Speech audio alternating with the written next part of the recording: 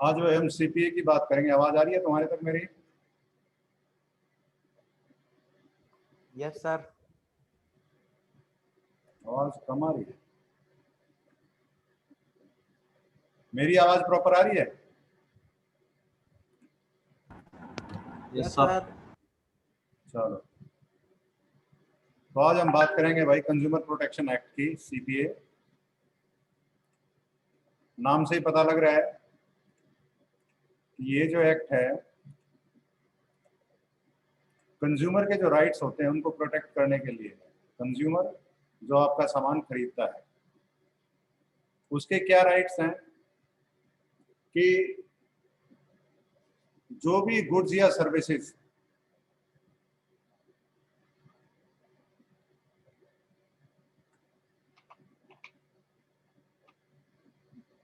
Food में दोनों चीजें मैटर करती हैं, जो गुड्स हैं वो भी और सर्विसेज हैं वो भी।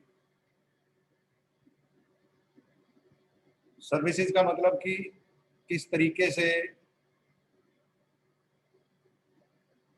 अगर आपने कोई काम करने के लिए कहा है तो वो काम किया जा रहा है। सर्विसेज में आगे जिस तरह आपने केटरिंग वाले को ठेका दे दिया तो वो केटरिंग का जो भी उसने सामान बनाया है वो तो गुड्स में हो गया, और उसके जो वेटर हैं सर्व कर रहे हैं ढंग से कपड़े पहने हुए हैं, उसने साफ सफाई रखी हुई है, जितने भी स्टॉल लगाने के लिए कहा है वो सारा किया है, तो ये सर्विसेज में आ गया। होटल में आप जाते हैं तो अच्छी एम्बियंस है, अच्छा माहौल है, और जल्दी आपके पास जब आपने ऑर्डर किया खाना आ रहा है, साफ तरीके से आ रहा है। जो खाना है वो गुड्स है और जो बाकी सारी चीजें हैं वो सर्विसेज। तो कंज्यूमर हर रोज कुछ ना कुछ या तो गुड्स बाय करता है या सर्विसेज बाय करता है। जैसे इंटरनेट हमारे लिए एक सर्विस है, फोन हमारे लिए सर्विस है, बिजली हमारे लिए एक सर्विस है, पानी हमारे लिए एक सर्विस है, ट्रांसपोर्टेशन एक सर्विस है। लेकिन हम फूड तक अपने आप को रिस्ट्रिक्ट करेंगे तो अगर हम किसी चीज के लिए पैसा दे रहे हैं तो हमें उस चीज का कहते हैं ना पूरा हक भी मिलना चाहिए कि हम उस चीज को अगर कंज्यूम करके यूज करके अगर अपने को सेटिस्फेक्शन मिलती है तब हम मानते हैं कि हाँ हमारा पैसा वसूल हो गया, हमने जो पैसा दिया था उसका हक मिल गया। तो तब तो हम ये हमारे जो राइट्स हैं वो प्रोटेक्टेड हैं। लेकिन कई बार क्या होता है कि पैसा देने के बावजूद भी या तो हमें सामान अच्छा नहीं मिलता, जैसे कई बार नेट से बाय करते हैं चीजें दिखाई कुछ थी दे कुछ जाती है, या उसकी जगह कुछ और आ जाता है। फोन का ऑर्डर किया था और उसकी जगह ईंट पत्थर आ गए, तो उस टाइम पे कंज्यूमर के साथ ठगी हो जाती है, धोखाधड़ी हो जाती है। जैसा माल कहा था वैसा माल नहीं देते, कंपनी का कहा था डुप्लीकेट दे देते हैं, या जिस क्वालिटी का आपने मांगा था प्रोडक्ट वैसा नहीं देते, फालतू पैसा ले लेते हैं, या सामान कम दे देते हैं, 100 ग्राम कह के 50 ग्राम दिया, 80 ग्राम दिया, या मिसलीड करते हैं एडवर्टाइजमेंट के जरिए कि आपको 2 दिन में गोरा बना देगी क्रीम, या ये पाउडर आपको पहलवान बना देगा, या ये गोली खा लो इससे पतले हो जाओगे। तो इस तरह की कोई भी किसी भी तरह की धोखाधड़ी अगर कंज्यूमर के साथ है तो उससे कंज्यूमर को बचाने के लिए कंज्यूमर प्रोटेक्शन एक्ट सीपीए 1986 में बनाया गया था। तो ऐसी चीजें नहीं चल सकती, ऐसी चीजें नहीं होनी चाहिए, और जो भी ऐसी मैल प्रैक्टिस करता है उसको पकड़ा जाना चाहिए, उसको सजा होनी चाहिए। तो कंज्यूमर के राइट्स की प्रोटेक्शन और ये जिम्मेवारी क्या है कंज्यूमर की, लीगल तरीके कौन से, क्या मैकेनिज्म है जिससे कंज्यूमर को कोई शिकायत है तो वो अपनी शिकायतों को सेटल कर सकता है, इस बारे में बात होगी। कंज्यूमर का मतलब क्या है? अगर हम गुड्स को लेके बात करें तो कंज्यूमर जो किसी भी गुड्स को या जो किसी भी सामान को खरीदता है, या मान लो खरीदा मैंने किसी और को लेने के लिए भेज दिया, तो कंज्यूमर के अंदर जो एंड प्रोडक्ट जो एंड यूजर है प्रोडक्ट का वो आता है। इसके अंदर बिचौलिए नहीं आते। यानी किसी होलसेलर ने किसी रिटेलर ने किसी होलसेलर से ले लिया या होलसेलर ने कंपनी से ले लिया, तो वो कंज्यूमर नहीं है। कंज्यूमर जो उस प्रोडक्ट को आखिर में यूज करेगा उसको कंज्यूमर माना गया है। और सर्विसेज में जो बंदा हायर करता है किसी सर्विस के लिए या ऐसी सर्विस का कोई बेनिफिशियरी, उसको कंज्यूमर माना गया है। यानी आखिर में जिसने उसका उपभोग किया सामान का, वो कंज्यूमर है। अब कंज्यूमेबल गुड्स जैसे आटा है, नमक है, चीनी है, फ्रूट है, या कोई भी ड्यूरेबल आइटम है, television, fridge, toaster, mixer, bicycle, ये तो आगे गुड्स के अंदर। सर्विसेज में बिजली, cooking gas, telephone, transportation, film, ये सारे सर्विसेज के अंदर आगे। आमतौर पे जो इन दोनों चीजों का, गुड्स का और सर्विसेज का इस्तेमाल करता है बंदा, उसको कंज्यूमर बोलते हैं।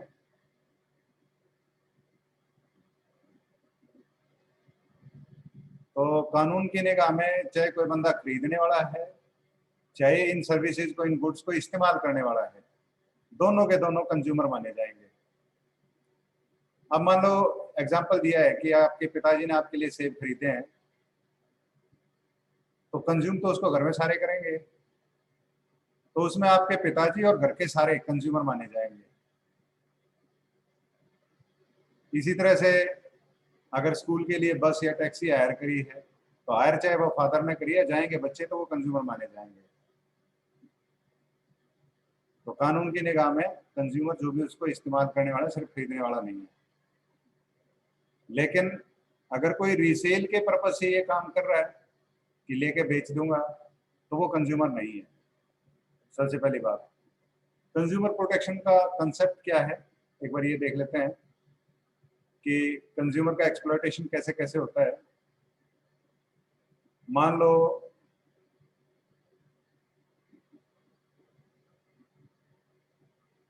कोई आपने टीवी खरीदा, उसमें कुछ गड़बड़ होगी, आफ्टर सेल सर्विस ने 200 रुपये चार्ज कर लिया आपसे, जबकि आपका टीवी वारंटी पीरियड में था, तो आपसे कोई भी पैसा चार्ज नहीं किया जाना चाहिए था, लेकिन कर लेते हैं, दे देते हैं हम। इसी तरह से एक ही सीट दो बंदों को अलॉट कर दी एक ही टाइम में, ये भी एक्सप्लॉयटेशन है।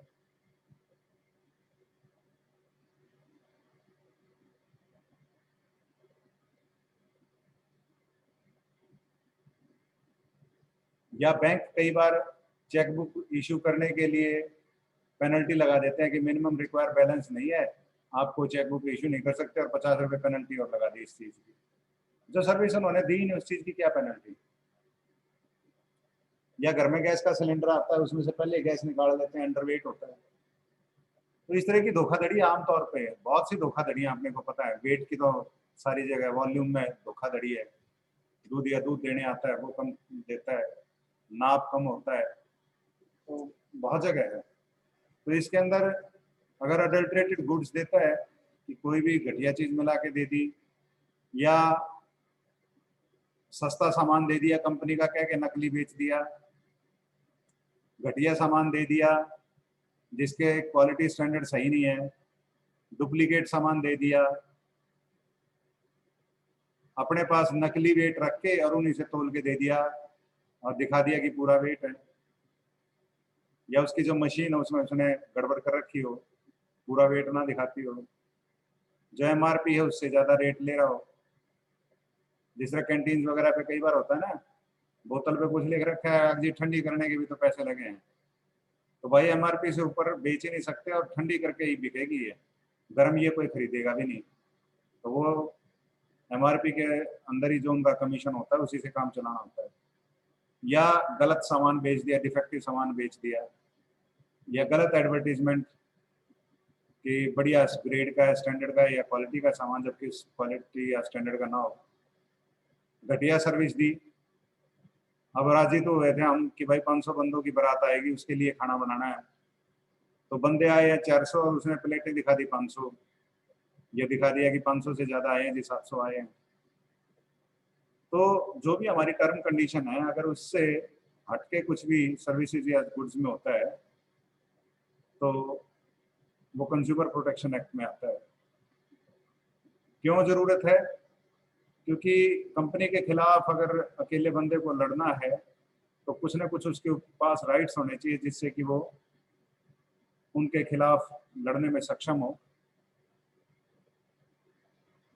तो बहुत बार क्या होता है कि आपको दुकानदार को अगर तन कम तोला है तो मारपिटाई पे उतारू हो जाता है,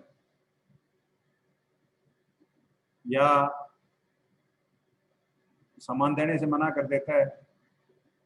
तो इवन ये कंज्यूमर का राइट है कि एमआरपी या एमआरपी से कम पैसे पे कंज्यूमर को सामान दिया जा सकता है और एमआरपी से ज़्यादा पैसा नहीं लिया जा सकता, और कोई भी उसको सामान देने से मना नहीं कर सकता दुकानदार, अनलेस और अनटिल कोई उनका इकोनॉमिक आपस में कि भाई उधार लेके ना दे रहा हो पैसे, इस तरह की चीज़ ना हो।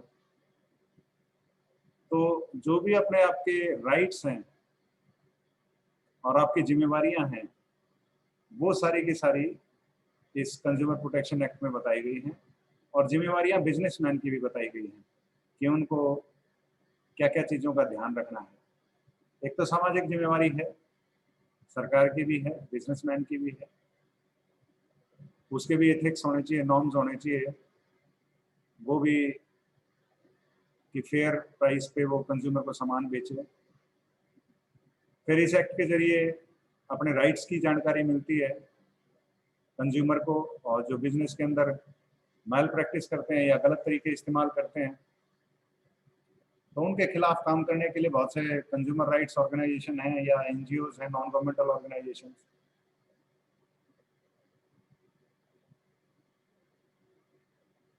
तो इन सभी प्रिंसिपल्स को ध्यान में रख के कंज्यूमर राइट्स की मूवमेंट चली, उसके बाद ये कंज्यूमर प्रोटेक्शन एक्ट चला।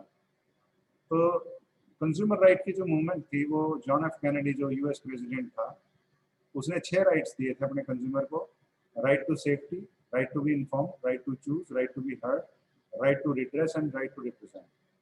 ये 6 राइट्स थे कंज्यूमर के जिन्होंने ऑर्गेनाइज्ड कंज्यूमर मूवमेंट का रास्ता खोला यूएसए में, और फिर धीरे धीरे सभी जगह, इंडिया के अंदर भी सीपीए 1986 में जब आया तो राइट टू सेफ्टी है कि कोई भी घटिया सामान या सर्विस जो उसकी लाइफ को या हेल्थ के लिए हजार्डस है वो नहीं दी जा सकती। जैसे बड़े लेवल पे देखें तो व्हीकल्स सेफ होने चाहिए ताकि अगर कोई एक्सीडेंट हो जाए तो कंज्यूमर को ज़्यादा नुकसान ना पहुंचे।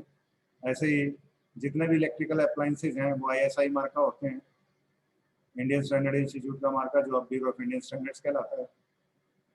ऐसे ही पेस्टिसाइड्स हैं, उनकी जो परमिसिबल लिमिट है उससे ज़्यादा जब ये सॉफ्ट ड्रिंक्स में थे तो उनका बाइकआउट हुआ था, काफ़ी बड़ा मूवमेंट चला और ये आज तक नहीं बने इससे। इसी तरह से राइट टू बी इन्फॉर्म्ड है कि जो भी आपके कंपोनेंट हैं कंज्यूमर प्रोटेक्शन के वो आपको बताए जाने चाहिए, सही तरीके से जानकारी मिले, चाहे अखबार के माध्यम से, चाहे इंटरनेट के माध्यम से या एडवर्टीजमेंट के माध्यम से। और साथ में जो भी आपको आप सामान खरीद रहे हो उसकी quality, quantity, purity, standard, price, ये सारा कुछ आपको पहले से ही डिस्प्ले पे दिखाया जाता है ताकि धोखाधड़ी ना हो। आप सामान ले लो तब बाद में जब पता चले कि इसका तो रेट बहुत ज़्यादा था। इसी तरह से कंटेंट क्या क्या है उसमें, क्वांटिटी कितनी है, डेट ऑफ मैन्युफैक्चरिंग क्या है, डेट ऑफ एक्सपायरी क्या है, एमआरपी क्या है, या कोई प्रिकॉशन लेनी है जिस तरह एलर्जन लेबलिंग है। तो ये कंज्यूमर को अगर ये जानकारी मिल जाएगी तो इस जानकारी के हिसाब से वो अपना लेना है या नहीं लेना है ये डिसीजन ले सकता है। लेकिन जानकारी के अभाव में अगर जो डिसीजन लोगे वो गलत भी हो सकता है, और जानकारी आपको प्रॉपर है तो डिसीजन सही रहेगा।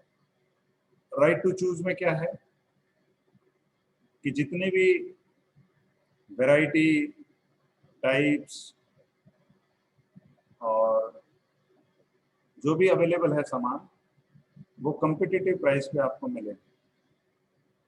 तो आप ये चूज कर सकते हो कि मेरे को नेस्ले कंपनी का लेना है, लोकल लेना है, किसका रेट कितना है। तो गवर्नमेंट की जिम्मेवारी है कि सारे सामानों को अवेलेबल कराए, ओपन करे, जिससे कि किसी एक की मोनोपोली ना चले। अब बहुत जगह मोनोपोली है, जैसे रेलवेज के अंदर है, इनका कोई कंपटीटर नहीं है, तो जितना ये रेट रखते हैं। ऐसे पोस्टल सर्विसेज में है, लेकिन पोस्टल सर्विसेज का अल्टरनेट क्या है? Courier service. इलेक्ट्रिसिटी सप्लाई के अंदर कोई अल्टरनेट नहीं है। तो इनके ऊपर भी चेक है, ऐसी कंपनीज के ऊपर भी, कि ये कंज्यूमर के साथ धोखाधड़ी नहीं कर सकते। कंज्यूमर को कई बार क्या हो गया, टिकट ले लिया, रिफंड आया नहीं, मान लो हमने कैंसिल करा दिया, रिफंड आना चाहिए था, आया नहीं, तो अब वो नहीं आया तो रेलवे से निकलवाना वो हक दिया है कंज्यूमर प्रोटेक्शन एक्ट में।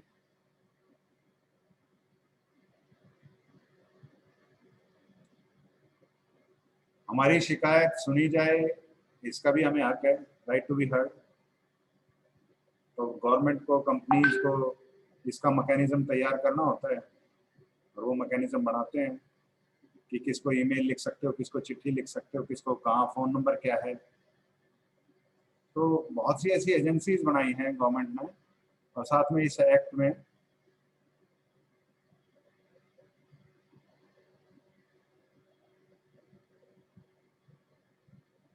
कि जिनके जरिए अपने को ये राइट टू बी हर्ड ये मिलता है। अब जब अपने को इतने राइट्स मिल गए हैं, तो हमारी जिम्मेवारी क्या है? एक तो क्वालिटी को लेके हमें कॉन्शियस होना चाहिए। कुछ भी कोई गंदा संदा बेचता है तो उसका साथ नहीं देना, उसको पकड़वाना है, शिकायत करनी है। गलत प्रैक्टिसेस अगर कोई ट्रेडर यूज करता है, तो हर एक कंज्यूमर का ये फर्ज बनता है कि जहां भी उसको गड़बड़ लगे वो इन्फॉर्म करे अथॉरिटीज को। दूसरा, क्वालिटी के मामले में कुछ स्टैंडर्ड मार्क्स हैं, जैसे आईएसआई मार्क है, एग मार्क है, फूड के मामले में एफपीओ है, अब एफपीओ की बजाय एफएसएसएआई है, वूल मार्क है, इको मार्क है, हॉल मार्क है ज्वेलरी के मामले में, वूल मार्क है वूल के मामले में। तो परचेज करते हुए ऐसी मार्किंग जरूर देखें जो स्टैंडर्डाइज्ड मार्क्स हैं।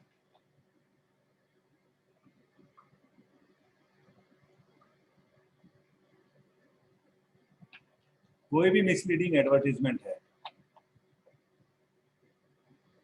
उससे बचें, क्योंकि बहुत बढ़ा चढ़ा के जो कह रहा है, जिसका विश्वास नहीं होता, तो मान के चलना कि वो विश्वास करने लायक चीज भी नहीं है।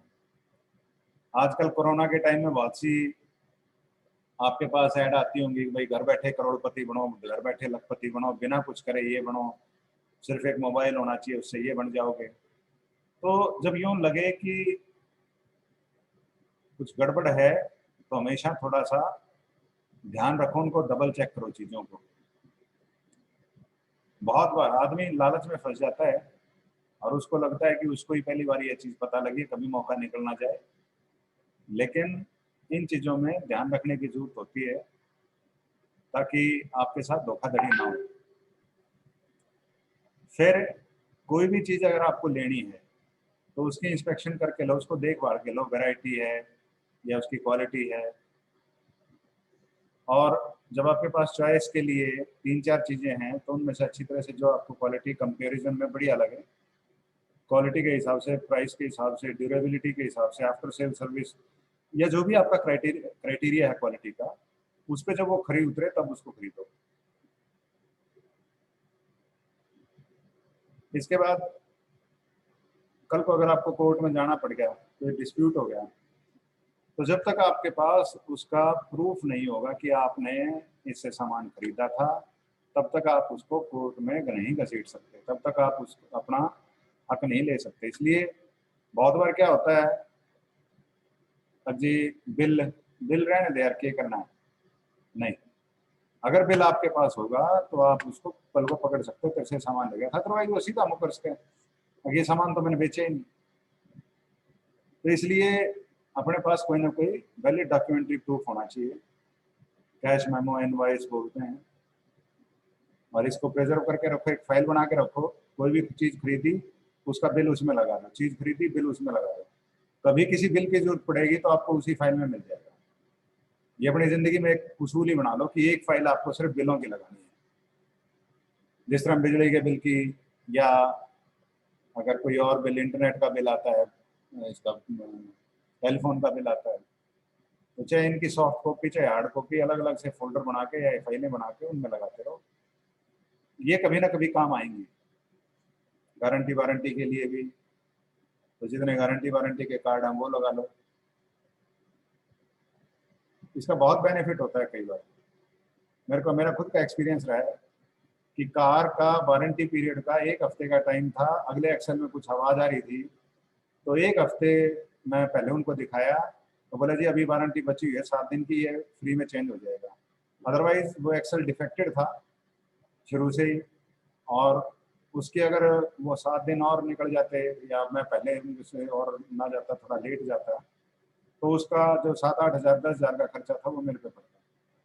लेकिन क्योंकि वैलिड प्रूफ है और with in time guarantee warranty के टाइम में हम उनके पास पहुंच गए तो वो फ्री में चेंज हो गया। तो इस तरीके से कभी भी कोई भी आपका इलेक्ट्रिकल आइटम है तो उसके अगर आपका गारंटी वारंटी कार्ड आपके पास होगा तो ये समस्याएं नहीं आएंगी।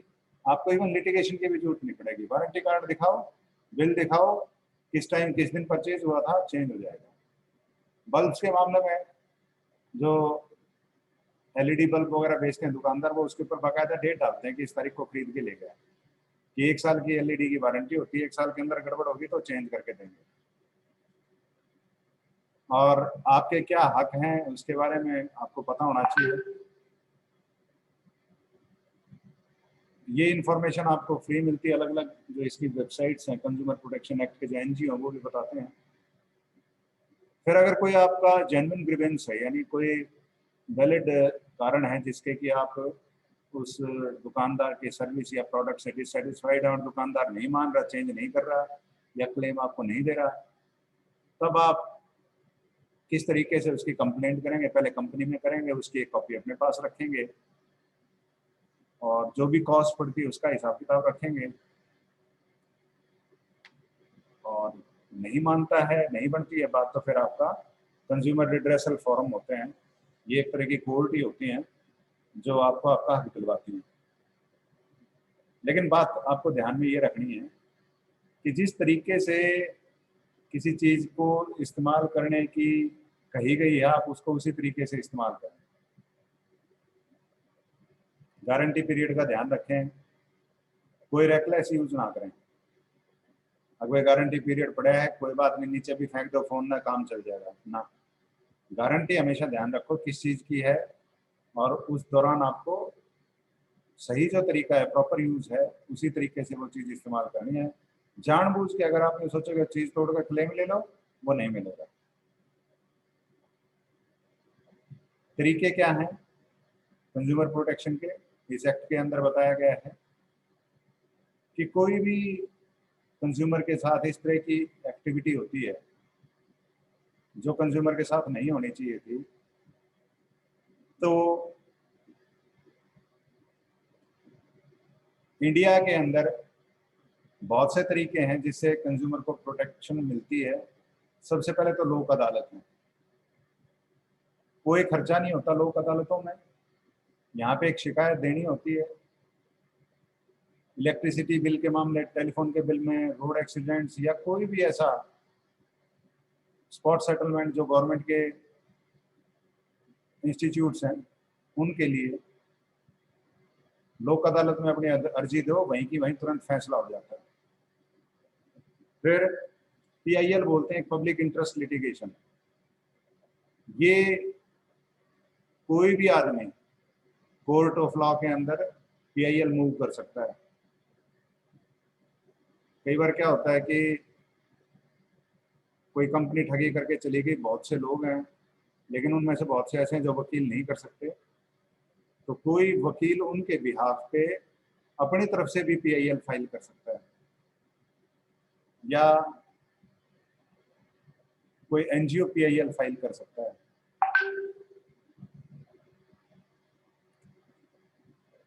फिर रिड्रेसल फोरम होते हैं या कंज्यूमर प्रोटेक्शन काउंसिल होती हैं जो कंज्यूमर प्रोटेक्शन एक्ट के अंदर काम करती हैं। ये भी एक जुडिशियल सिस्टम है इसकी अपना कोर्ट की तरह ही काम करता है, डिस्ट्रिक्ट लेवल पे, स्टेट लेवल पे, नेशनल लेवल पे। इनको डिस्ट्रिक्ट फॉरम, स्टेट फॉरम या रिड्रेसल कमीशन, स्टेट कमीशन, या national consumer dispute redressal commission, national commission बोलते हैं। तो हर लेवल के ऊपर कंज्यूमर की डिस्ट्रेसेस को रिड्रेस करने के मैकेनिज्म हैं। यानी कंज्यूमर को कहीं भी नुकसान हुआ है तो डिस्ट्रिक्ट लेवल से लेकर नेशनल लेवल तक वो अपना इशू रेज कर सकता है। इसमें फायदा क्या होता है कि सामान की कीमत और साथ में क्लेम कंपनसेशन का, ये दोनों मिलते हैं। भाई मेरा सामान इतने रुपए का था, उसकी वैल्यू 0 है, प्लस इतने दिन से चक्कर काट रहा हूँ, हरासमेंट हो रही है, उसके इतने पैसे हैं, आने जाने के इतने पैसे लगे हैं, तो ये सारा क्लेम मिलता है। और ये बहुत जल्दी और ना के बराबर ही पैसा लगता है इसमें। इसमें कोई वकील वगैरह नहीं करने पड़ते, आपकी तरफ से सरकारी वकील लगते हैं।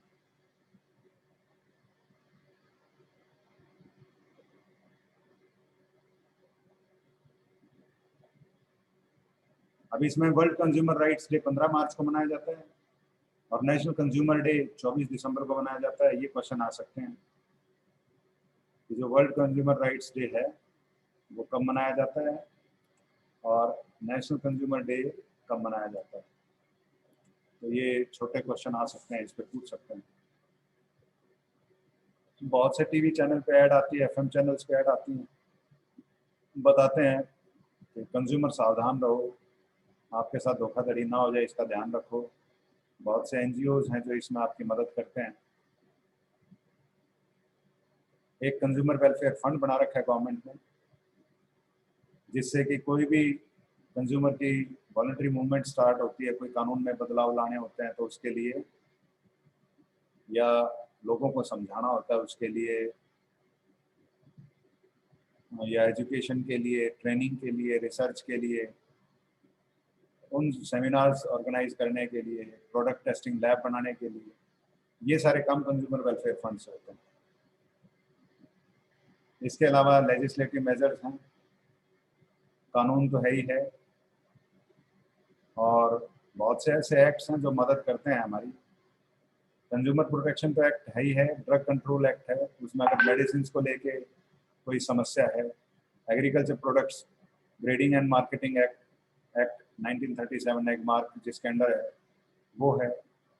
Industries development and regulation act है, पीएफए की बजाय अब एफएसएसएआई है। एसेंशियल कमोडिटीज एक्ट है।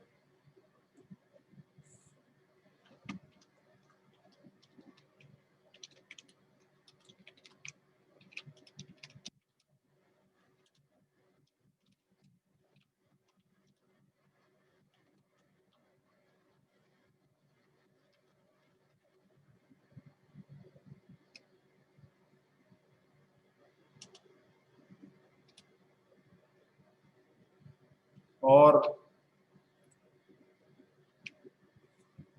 Standard weight and measure act की बजाय अभी हो गया द लीगल मेट्रोलॉजी एक्ट। बहुत से एक्ट भी पुराने पड़ गए ना।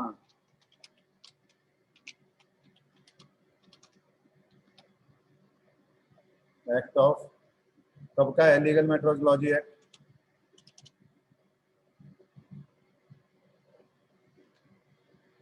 कब का है?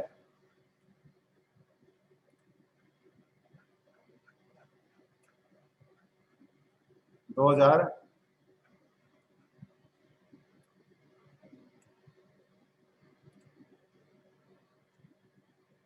एसेंशियल कमोडिटीज एक्ट से पहले था।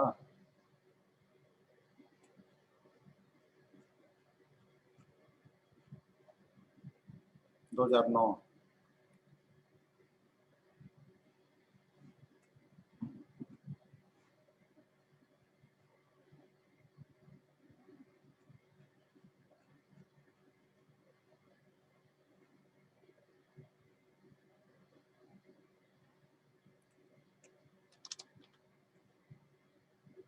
इसी तरह से बहुत से एक्ट हैं, जैसे monopolies and restrictive trade practices act 69 का, black marketing maintenance of essential supplies act 80 का, बीआईएस का एक्ट है। तो इन सभी का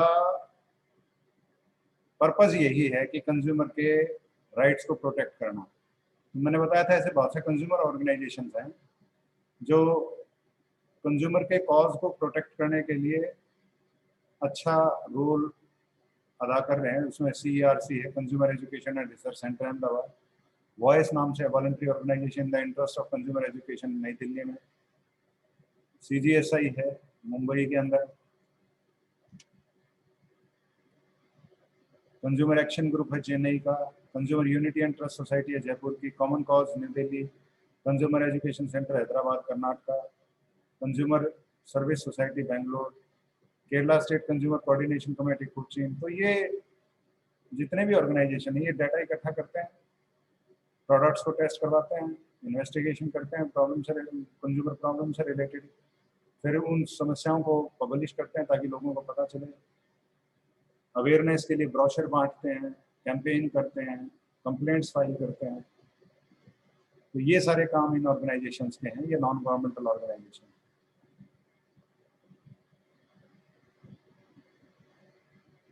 तो ऐसे बहुत से एक्ट हैं जो कंज्यूमर की मदद के लिए हैं। अब इसके बारे में, ये तो हो गया ओवरव्यू, अब इसके बारे में जो टेक्निकल इंफॉर्मेशन है उस पर बात करेंगे। ये 86 में पास हुआ था और इसकी जो एनेक्टमेंट है वो 1 जुलाई 1987 से शुरू हुई थी।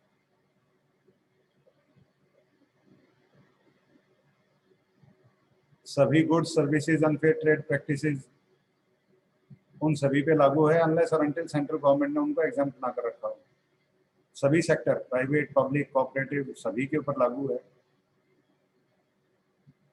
इसमें कहा गया है कि कंज्यूमर प्रोटेक्शन काउंसिल बनानी है सेंट्रल लेवल पे, स्टेट लेवल पे, डिस्ट्रिक्ट लेवल पे, ताकि 3 टियर इनका क्वासी जुडिशियल मशीनरी हो, यानी बार बार कोर्टों में ना जाना पड़े, कोर्ट से बाहर भी कुछ फैसले हो जाएं।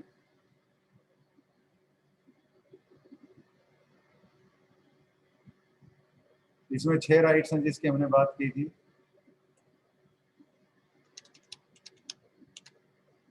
गुड्स किसको बोलेंगे इसमें, कि जो भी सेल के लिए आइटम अवेलेबल है वो गुड्स है।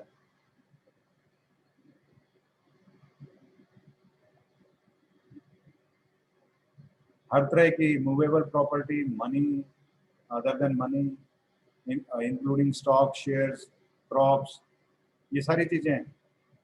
और सर्विसेज में वही चीजें आ जाती हैं, बैंकिंग है, फाइनेंस है, housing, construction, insurance, entertainment, transport, supply of electrical या अदर एनर्जी है, बोर्डिंग, लॉजिंग, अम्यूजमेंट, ये सब सर्विसेज में आते हैं। जितने भी डॉक्टर्स हैं, इंजीनियर्स, आर्किटेक्ट्स एंड लॉयर्स हैं, वो सारे इसके अंदर इंक्लूड होते हैं। कंप्लेंट कैसे फाइल करनी है, कौन कंप्लेंट फाइल कर सकता है, कहाँ फाइल करनी है, ये कंज्यूमर प्रोटेक्शन एक्ट के अंदर कोई भी कंज्यूमर या कोई भी recognised voluntary consumer association,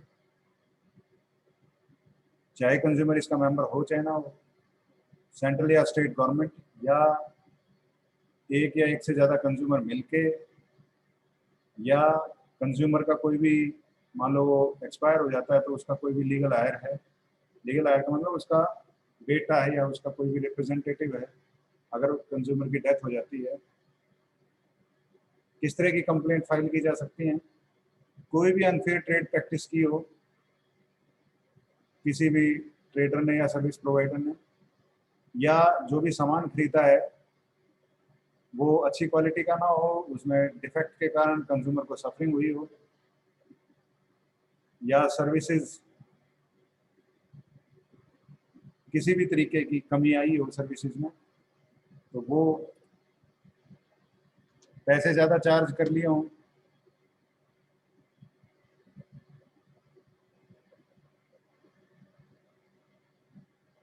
price list से ज़्यादा हो, MRP से ज़्यादा हो, या गवर्नमेंट ने जो प्राइस बोल रखा उससे ज़्यादा हो, या जो ऊपर सामान पे लिख रखा उससे ज़्यादा हो, या दोनों पार्टीज ने एग्रीमेंट किया हो उससे ज़्यादा हो, या इस तरीके का सामान दिया हो जो हैजार्डस है लाइफ के लिए, सेफ्टी के लिए, अगर उसको यूज़ करें तो। कहाँ फाइल कर सकते हैं कंप्लेंट, इसके अंदर 20 लाख तक का कंपनसेशन डिस्ट्रिक्ट फॉर्म से मिलता है, 20 लाख से 1 करोड़ तक का वो स्टेट कमीशन में मिलता है, और 1 करोड़ से अगर ज़्यादा है तो वो नेशनल कमीशन है। इसलिए ये डिस्ट्रिक्ट, स्टेट और नेशनल है। तो 20 लाख तक का डिस्ट्रिक्ट में, 20 लाख से 1 करोड़ तक का स्टेट में, और 1 करोड़ से ऊपर नेशनल कमीशन में। तो कंप्लेंट कैसे कर सकते हैं? खुद जाके या अपने किसी ऑथराइज पर्सन को भेज के, वकील को भेज के, या किसी और बंदे को भेज के, या बाई पोस्ट भी आप डाल सकते हो कंप्लेंट।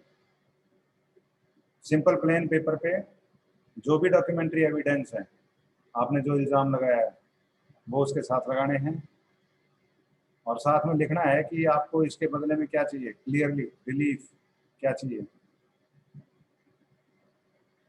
तो जो कंप्लेनेंट है उसका भी एड्रेस होगा, और जो अपोजिट पार्टी है उसके बारे में भी सारे फैक्ट जितने भी पता है वो बताने हैं। क्या कंज्यूमर को रिलीफ मिल सकता है? एक तो सबसे पहला तो जो भी डिफेक्ट गुड या सर्विस है, डेफिशिएंसी इन सर्विस है, उसको हटाया जा सकता है। यानी कोई सामान में गड़बड़ थी तो सामान चेंज हो जाएगा, या सर्विस में कोई कमी है तो उसको पूरा करेंगे। फिर जो भी डिफेक्टिव गुड्स है उसको हटाया जा सकता है, या रिफंड मिल सकता है जो आपने पैसा दिया है, या आपको उसके बदले में कोई कंपनसेशन मिल सकता है अगर उससे कोई लॉस या इंजरी हुई है। और इस तरह की वो अनफेयर ट्रेड प्रैक्टिस दोबारा ना करे, इसका इंतजाम हो सकता है। या इस तरह का अगर डेंजरस सामान उसके पास है वो विड्रॉ किया जा सकता है बंदे के पास जिसने बेचा है। या कोई भी जो लगता है कि भाई ये ठीक ठाक कॉस्ट और ये मिलनी चाहिए इस पार्टी को, वो दिलवाई जा सकती है। टाइम लिमिट 2 साल के अंदर अंदर आपको जब ये समस्या हुई है उसके अंदर अंदर करना होता है फाइल। उसके बाद भी कर सकते हैं लेकिन उसका कारण बताना पड़ेगा। लेकिन 2 साल का टाइम बहुत होता है, सफिशिएंट टाइम है। इसमें ध्यान यही रखते हैं गवर्नमेंट की जो भी कंप्लेंट आए वो कम से कम टाइम में, आमतौर पे वो 3 महीने के अंदर निपटा देते हैं। मशीनरी के बारे में हमने बात की थी। डिस्ट्रिक्ट लेवल पे फॉरम है, स्टेट लेवल पे है और नेशनल लेवल पे है। 20 लाख, 20 लाख से 1 करोड़, 1 करोड़ से ऊपर। कहीं भी अपील कर सकते हैं इसकी स्टेट में। अगर डिस्ट्रिक्ट पे सेटिस्फाइड नहीं है, स्टेट से सेटिस्फाइड नहीं है, तो आप नेशनल कमीशन के अंदर रिटन कंप्लेंट से ये सारी कार्रवाई चल जाती है। तो इनमें इनके एड्रेस वगैरह दिए हुए हैं, कौन कौन इसके मेंबर होते हैं ये बताया हुआ है। ये आपके लिए ज़रूरी है पेपर पॉइंट ऑफ व्यू से। तो भाई आज की क्लास में इतना ही। अगली क्लास में आपको जो इंसेक्टिसाइड एक्ट है उसके बारे में बताएंगे। किसी को कुछ पूछना हो पूछ सकता है, otherwise class is over from my side.